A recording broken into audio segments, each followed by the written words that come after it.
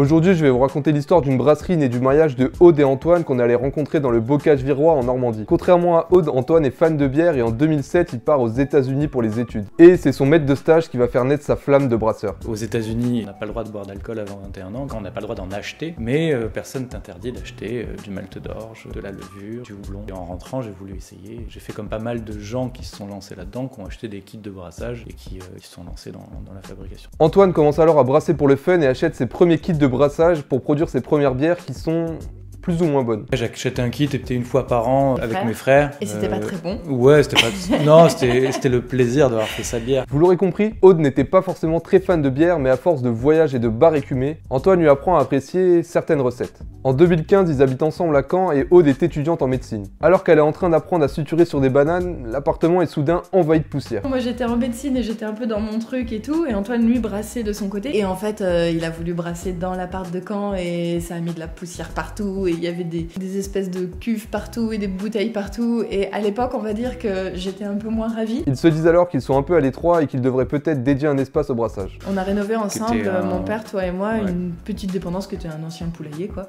pour faire une mini brasserie dedans. De fil en aiguille, Aude commence à apprécier la bière d'Antoine. Ils réfléchissent alors à se lancer à 100% sur la brasserie. En fait, on a aussi envie de changer complètement de mode de vie et soyons fous d'y créer une brasserie. On s'est rendu compte que tel qu'on imaginait la brasserie et avec ce qu'on avait envie de faire, il fallait qu'on soit deux et on avait envie d'être deux. À ce moment-là, Antoine brasse encore dans le poulailler, mais il commence un peu à être à l'étroit et il a besoin de place pour passer à l'échelle supérieure. Ils vivent chez les parents de Aude et ça tombe bien, car dans le jardin, il y a une grange qui n'attend qu'à être rénovée. Pendant du coup 2 ans, on a rénové ici la grange en autoconstruction, mon père, Antoine et moi, avec le soutien de ma mère, de ma sœur et de nos familles, quoi.